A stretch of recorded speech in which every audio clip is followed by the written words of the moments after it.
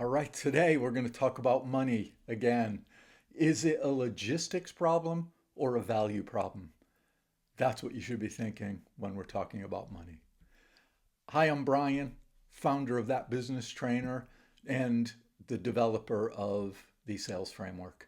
Today we're going to talk about and dig deeper again into one of the trickiest moments for most salespeople in the sales conversation, which is when money comes up. That's when the prospect hesitates, the deal stalls, you're left wondering, is this really about the price or something else? So, one of the key insights is that almost every money objection or issue can be divided into one of two buckets, either a logistics problem, mechanics, or a value problem. They don't see your solution as valuable. And if you don't know which one you're dealing with, uh, you may approach the solution wrong. And knowing which one you're dealing with changes everything about the dynamic in the relationship and how you're helping and serving that client. And I always think of the money talk as a signal, a part of the process. It's not a stop sign, it's not a red light. Even if a client says to you, hey, that's more than we budgeted, or I need to run it past finance, or can we delay until next quarter? They're not necessarily saying no, they're telling you something. And they're telling you something about the decision isn't lining up. And your job is to find out what type of misalignment that is. And again, there's typically only two types, logistics and value. A logistics problem is mechanical. The client believes in what you offer, they like your solution, and something practical is in the way. So, what could be in the way? Well, what about budget cycle timings? And I'm going to share with you an example where this actually came to play. Payment terms. Maybe you want too much up front, or the terms are too tight, or it's going to go into a different budget cycle. The approval process might be off on this, or it's a cash flow issue, or there's some contract red tape. These are all logistical items. And it's when it's logistics, the good part is they want the outcome. They're just stuck on a logistical issue, which if you and they can figure that out and come up with options for it, you can move forward. And the good part is, if you know it's logistical, you're not coming up with solutions that are value based. You're not taking away things or um, lowering the price for no reason when that's not part of the issue. Uh, a lot of times, they'll say something like, we love it, but our fiscal year closes next month. Or, hey, can we split the payment over 2 quarters? Which is good. They're trying to help you find a path to say yes. And your move in this situation is simple. You collaborate.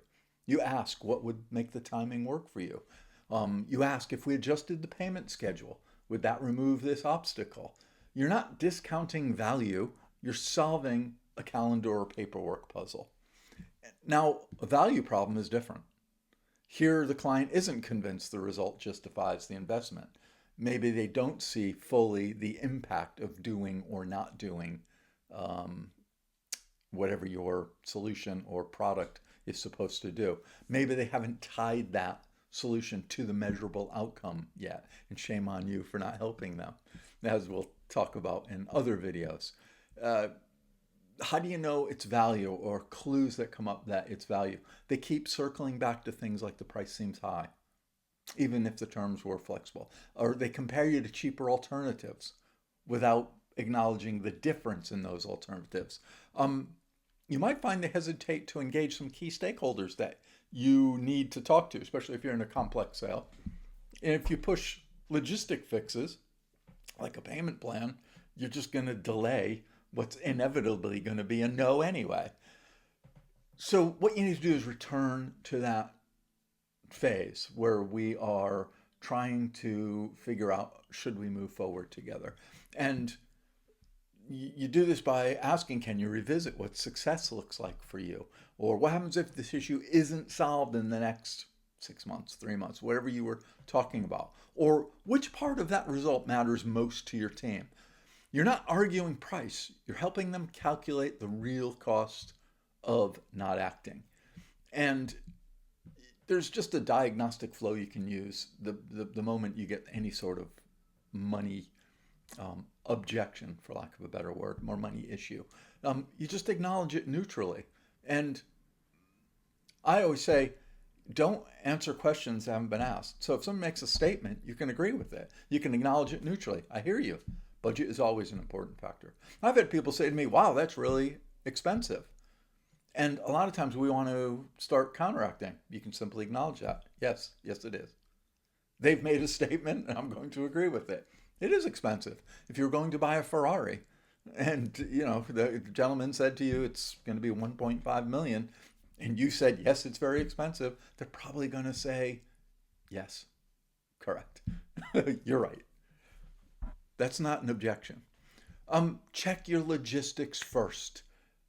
A lot of things that we think are value, or we think we're going to have to lower the price to get the deal, which I don't recommend ever, is to check the logistics first. How do you do that in the real world? You ask, is this more about timing or internal approval or whatever the issue is than about the solution itself?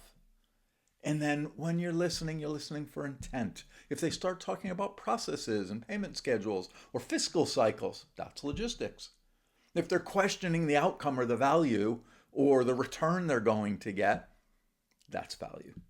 Respond accordingly. Logistics, we collaborate on structure. Value, we have to go back and deepen our conversation about objectives and outcomes and see if this is really something we should be doing. Framing it like this and knowing that you can have this conversation and that they're normal and natural keeps you calm and prevents all these knee-jerk discounts that erodes margins. And I've seen far too many salespeople want to lower the price. In other words, they want to give the client the exact same thing for less, which makes no sense, especially when they think it's a money value problem, but it's simply logistics, as in they may not have the whole amount this quarter. I was involved in a sale where this was a really good salesperson, expert salesperson, who wanted me to lower the price for the client. And it wasn't going to be considerable. It was tens of thousands on a multiple six-figure deal, but just wanted to lower the price because of the client. And I wasn't convinced we knew the whole story. So I asked if I could get on the phone with the client. And of course, we got a conference call. And I said, hey, I understand you're looking to move forward and that you can sign this off today. And we just need to drop whatever. Tell me why. And she said, well, that's all I have in my budget. And so I'll be able to do that. And so we got talking. I said, well, when does your budget come up? And it was the following month. So if she used this budget cycle, the new one was going to be coming along. She knew she would have more money for the solution. And so I said, how about we do this? If we do it for X today, you'll be able to get me the rest in whatever it was, 30 days, 60 days. She said, oh, yeah, absolutely. We could do that if you could break it up like that. And we went ahead and did the deal. That is knowing the difference between logistics and value. She wasn't saying it wasn't worth it. She was just saying, I don't have the money right now in my hand. So we need to come up with a solution that fit that. And the best solution was, let's get the project started and take what you do have. And then we can make a phase 2 of the project and bill you for that in X number of days. And that seemed to work very well for them. Yeah, and again, it's being in the moment. I can't tell you what you're going to have to say or do. I can just give you some tools to help you extract the information so you and the client can look at the solution together. And let's say you're in the real world and you propose this 25,000 program, and the prospect says, hey, that's more than we planned. You need to ask, again, is this a timing or internal approval? Is that the challenge here? And if they say, well, our budget meeting's in 3 weeks, we just haven't allocated yet, that's logistics. So you help them time it right, or you structure a phased billing, or whatever that's going to take. Same statement, different client who says, hey, that's more than we planned. And you ask that question, you hear, well, I'm just not sure our team would use that enough to justify that kind of a spend. That's value.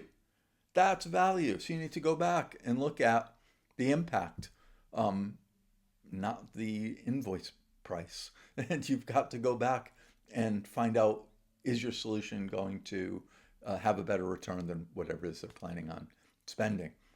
And you may have to come up with a different solution that is less, but that's okay. I'm not going to give you what we thought was the solution at 25,000 for 10. What that signals to the client, if you do that, and I've seen deals lost on this where the client asks, can they have a nice chunk percent off? The salesperson says, yes, we can do that. And the client says, I no longer want to do business with you. And the reason for that is you were just about to F that client. And he knows it if he hadn't said, give me money off. So why should he do business with you? It's that simple. We don't want that kind of a relationship. We want to be in a structured sales conversation with our client and we can share. We're not doing any tricks or secrets. We don't have anything up our sleeve. We're going to have these open sales conversations that are in everybody's best interest. So money objections, typically not about the price tag. They're about clarity. And your role, as always, is to diagnose before you prescribe. Remember the logistics problem? Client believes in the value, but needs help navigating timelines, approvals, or cash flow. The value problem, client isn't yet convinced the result outweighs the cost. When you know which is which, you stop guessing. And what's rule one? No guessing. You protect your pricing, you guide the conversation like a true sales professional, and you win more deals faster and larger than without using this process. If you found this useful, please give it a like. Subscribe if you want to see more of our sales strategies that are not your typical salesperson, cheesy, salesy stuff, but strategies and tools that will help you work as a professional salesperson. And yes, even if you're an introvert, you don't have to be the loudest person in the room. We'll talk more about money conversations in upcoming videos. So see you next time. Money.